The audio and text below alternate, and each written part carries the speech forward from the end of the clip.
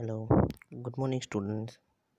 In the last lecture, we can study about the relay and the functions of the relay and the different type of faults. Now, in our second sections, we can discuss about the basic protection systems and the zone protection systems. So, first of all, what is the why we requirement of the protection system? So, in the previous topic, we can discuss about this. When the fault or abnormal condition is produced in the power system, the faulty component should be immediately isolated or should be isolated as quick as possible from the system, because otherwise the fault spread in the system and more damage occurs to the system.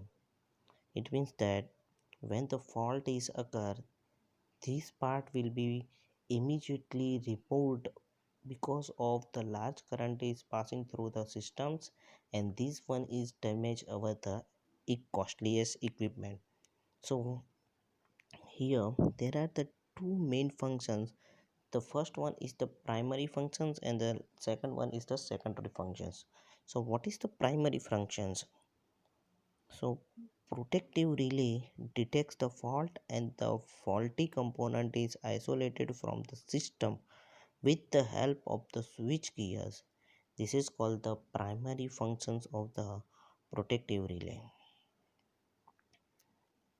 The relay cannot predict the occurrence of the fault. Yes, in the primary functions, the relay is not predict the occurrence of the faults. It means that the relay works only after the occurrence of the fault or after the abnormal conditions are developed. Then after relay or the primary functions will be introduced. So what is the secondary functions?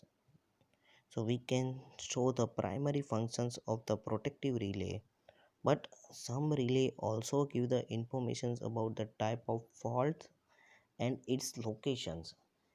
This is the secondary functions of the protections relay. In the previous in the next sessions we can study about the different type of relays. Directional relays is the example of these secondary functions systems. Now the next one is the basic element of the protective system. You can see the one figure here. The what is basic diagram of the protection systems in our system is divided into the main five parts. The first part is sensing element, the second one is the selectors, the next one is the measuring equipments, then elements or amplifier, and the last one is actuator. So how it works in the basic element of the power system? The value of the current increase and the value of the voltage decrease due to the fault or abnormality. This is sensed by the current transformer and the power transformers. It means the CD and BD. Then after the summation of the transformer decide whether the fault is in on zone or out of the zone. Then after when it is confirmed that the fault is on zone, it means the relay zone, the comparator or the relay operate and give the signals. If the signal given by the relay is of low magnitude, it is necessary to amplify the signals of the relay. And the last one is the circuit breaker is tripped with the help of amplified signals. Now the next one is the zone protections. You can see the figures. The basic examples of the zone protection systems Basically, zone protection system is divided in the six different parts. The first part you can see that the generator part. The next part is the low voltage switch gear part, which one is connected of the two relay between the sub bar systems, and the next one is the power transformer. It means in our power system, in the last lecture we can study about the basic flow diagram of the power systems. To step up the transformer, this one is called the power transformer protections or the power transformer systems. The next one is high voltage switching. High voltage switching is that in our sub bar system is connected with the relay or the coupler, and the next one is the transmissions line, and the last one is the low voltage switch gears.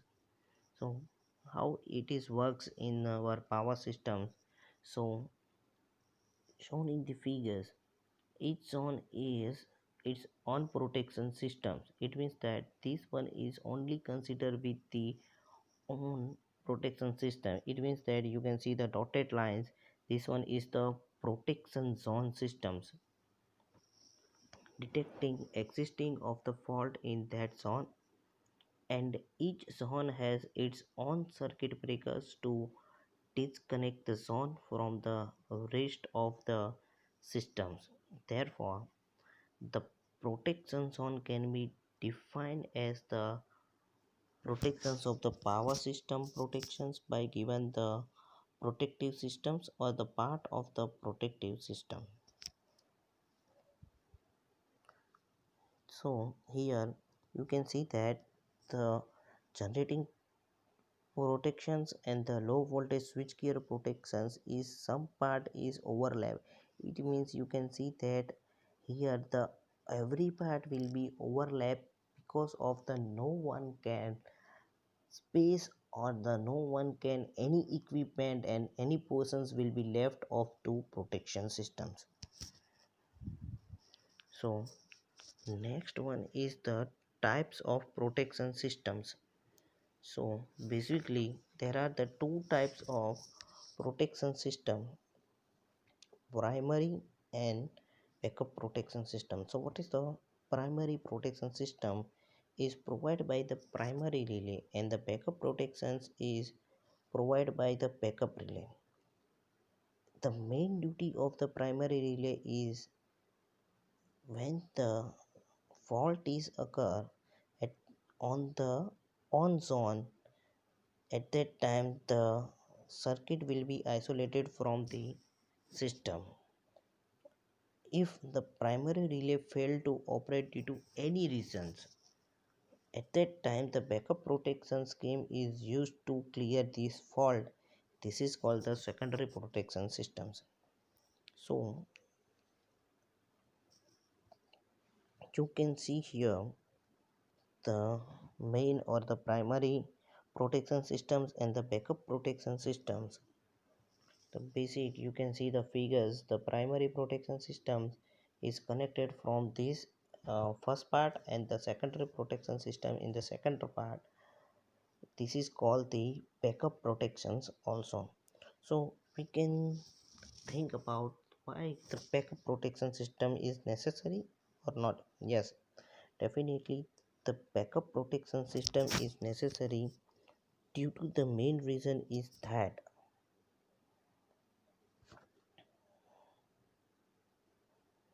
main reason is that the backup protection system operates and clear the fault when the primary protection system is failed. And the second reason, when the primary protection system is under repair or maintenance, the backing protection system work as a primary protection system. It means that if we can consider that the primary protection is under maintenance, at that time the secondary protection system is work as a primary protection systems. Now reasons for the failure of the primary protection system. So the main some reason is given here: due to the failure of voltage and current supply to the relay, when the trip coil of the circuit breaker does not get a DC supply, it means that the trip signal of the relay will not operating because of the relay get never given the supplies. When the defect in the develop in the protective relay due to the defect in the breaker mechanism, and the last one due to the defect in the circuit breakers. So now this one is the necessity of the backup protections and the reason of the failure of primary protections. Now we can study about the types of backup protection systems. Yes, basically there are the three types of backup protection systems. The first one is the relay backup, the next one is the breaker backup, and the last one is the remote backup system. So you can see here the three different types is here. The first one is relay backup system. So the circuit breaker is used by both the main and backup protections, but the protective system are different. The separate by the trip coil may be provided from the same circuit breakers. The next one is the breaker type protection systems. In these systems, two breaker are provided. You can see here the two breaker. The black one is the breaker systems. Two breaker system are provided. The one circuit breaker operate from the primary relay and the second circuit breakers operate from the backup relay. This system is very costly. And the last one is the remote backup systems. So main and the backup protections provide at a different stations and are completely independent in this protection system. So this system nowadays the remote backup system will be used. Here the one example you can see that the different type of relays will be connected. You can see that the breaker 2 and the T, you can see that the breaker 2 and the T represent the local backup protections which is located in the same substations as the primary protections. Local backup protections is more expensive than remote control backup because the additional equipment is needed. You can see here the additional trip signals will be needed or requirement here. The advantages of the local backup over remote backup are greater sensitive, greater selectivity, and the fast operate speed. Now, the main part, the breaker 1, 3, and 8 are located in the remote substations. This is remote backup protections, and the advantages of the remote backup protections is low cost. The remote backup protections come from the protections equipment that is needed of for primary protection functions and the adjustment system element. So you can see the figures. Suppose the fault occurs in A of the feeder of the substations B, then the circuit breaker at stations B should open with the 1 second. If due to some reason it cannot operate, the circuit breaker at a station C should operate after the 0.6 second. If this breaker also cannot operate, the circuit breaker at the generating station will operate after the 1 second. This one is called the remote backup systems. So I hope so you can learn about the different type of protection systems and the zone protection system.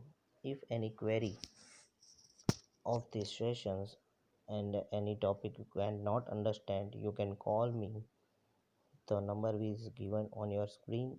And also if any questions about these sessions, you can also give me the mail.